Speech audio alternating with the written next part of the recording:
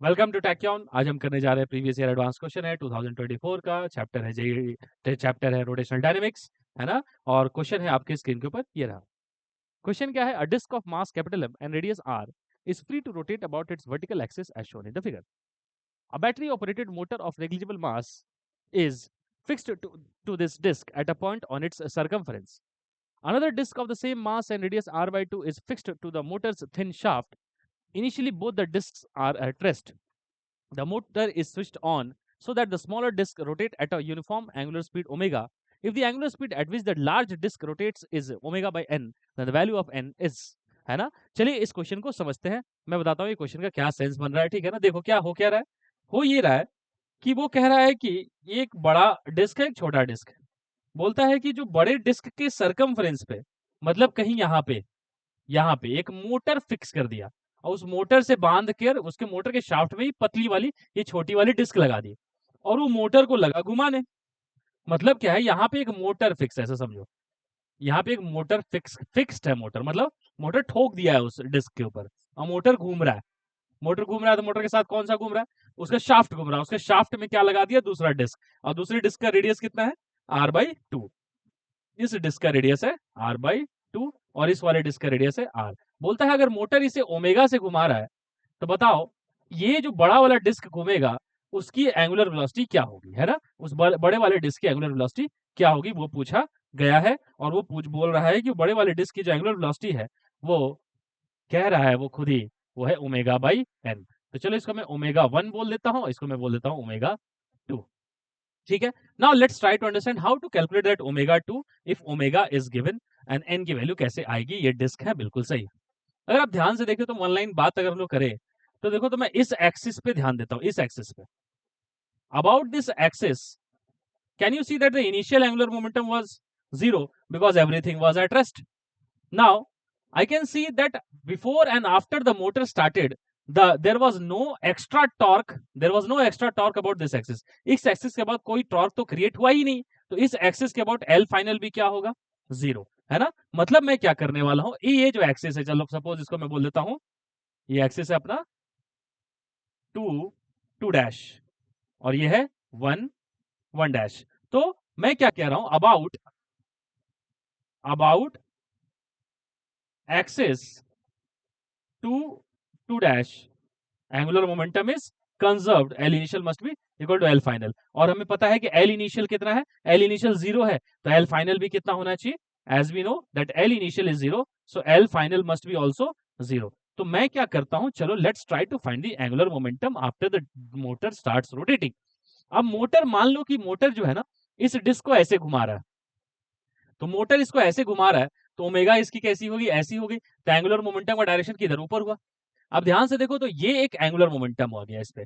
ध्यान से देखो तो क्या हो रहा है, ये एंगुलर मोमेंटम इस पे आया अबाउट दिस एक्सिस। अगर आप देखें, कैलकुलेट करेंगे तो उसके ठीक अपोजिट में ये डिस्क घूमना स्टार्ट कर देगा। जैसे मान लो अगर ये छोटी वाली डिस्क इस तरीके से घूम रही है तो बड़ी वाली डिस्क कैसे घूमेगी? To counter, to oppose that angular momentum, क्योंकि एंगुलर मोमेंटम को कैंसिल करना है, पहले कुछ भी नहीं था। तो अगर ये ऐसे घूम रहा है तो बड़ा वाला कैसे घूमेगा? ऐसे, उसके अपोजिट डायरेक्शन में घूमेगा। तो मैं ये कहता हूं कि देखो, दोनों की एंगुलर मोमेंटम जो होगी, दोनों की angular momentum about their individual axis जो होगी, इंडिविजुअल एक्सिस, ये दोनों अपोजिट डायरेक्शन में होगी। ये बात सच है ना। अब ध्यान से देखेंगे हम लोग तो मुझे ये बात समझ में आती है कि how to find L final about axis 2 तो एल फाइनल में कौन कौन लोग हैं?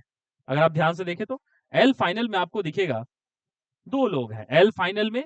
एक है अपना डिस्क 1 और एक है अपना डिस्क 2, है ना। और ये about obviously with that axis है।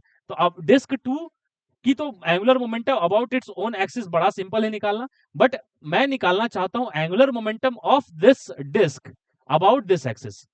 तो इस एक्सिस के अबाउट अगर मैं इस डिस्क का एंगुलर मोमेंटम लिखना चाहूं तो ध्यान से देखो कैसे लिखेंगे। Angular momentum of this disc is difficult to calculate because जैसे समझो ये वाली चीज ऐसे घूम रही है तो इसका अपोजिट डायरेक्शन में, तो ये वाला जो चीज होगा ना इसकी सेंटर ऑफ मास भी तो इस पे घूमेगी। मतलब ये वाली डिस्क, बड़ी वाली डिस्क कैसे घूमेगी? तो इसका जो सेंटर ऑफ मास है किसका? C1 और ये क्या है?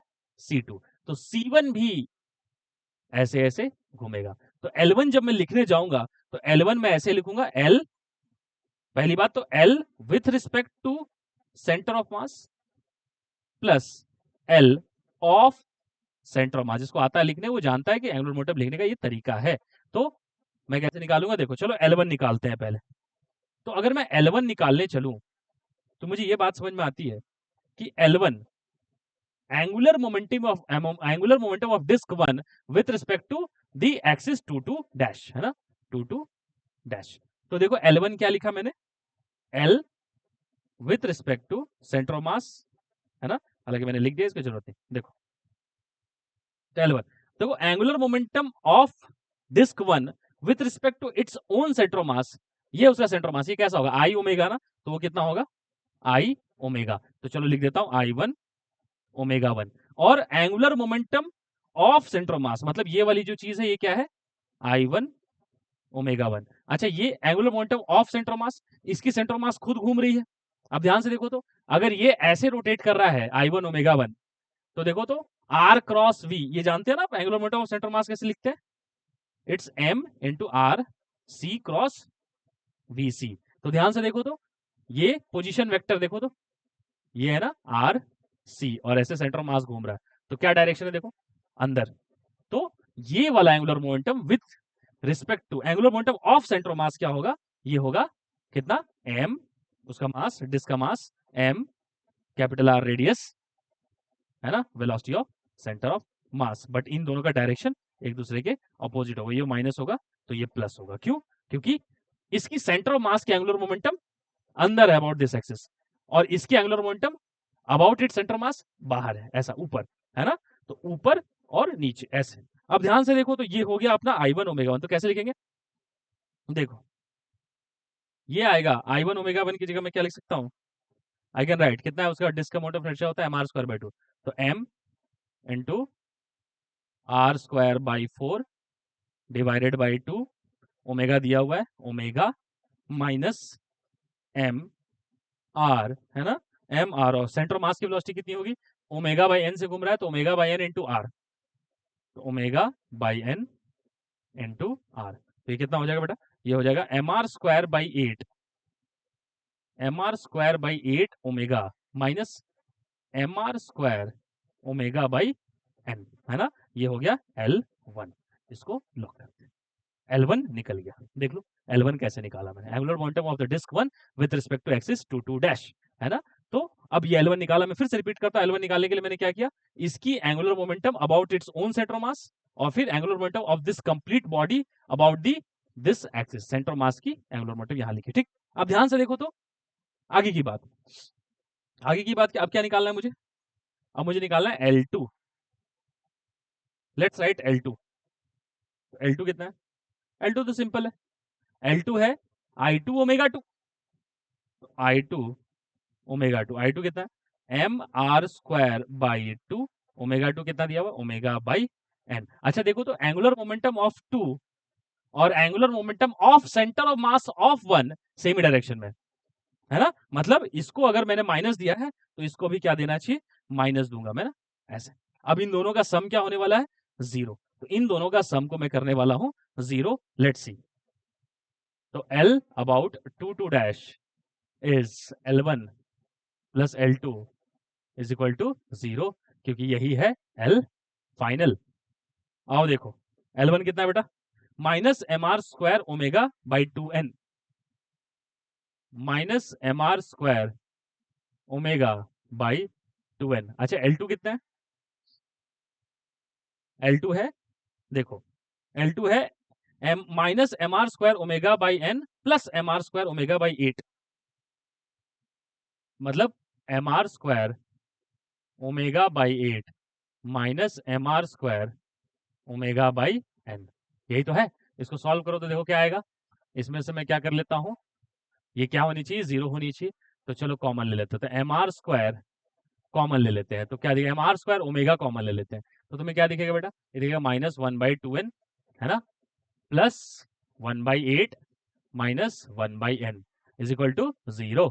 तो ये सब तो 0 में चला गया, तो वहां क्या दिख रहा है देखो, 1/8 is equal to 1/n plus 1/2n, तो कितना हो जाएगा देखो 2n, तो ये हो जाएगा 2 प्लस 1 1/8, है ना, तो क्या हो जाएगा 3/2, 1/8 इज 3/2n।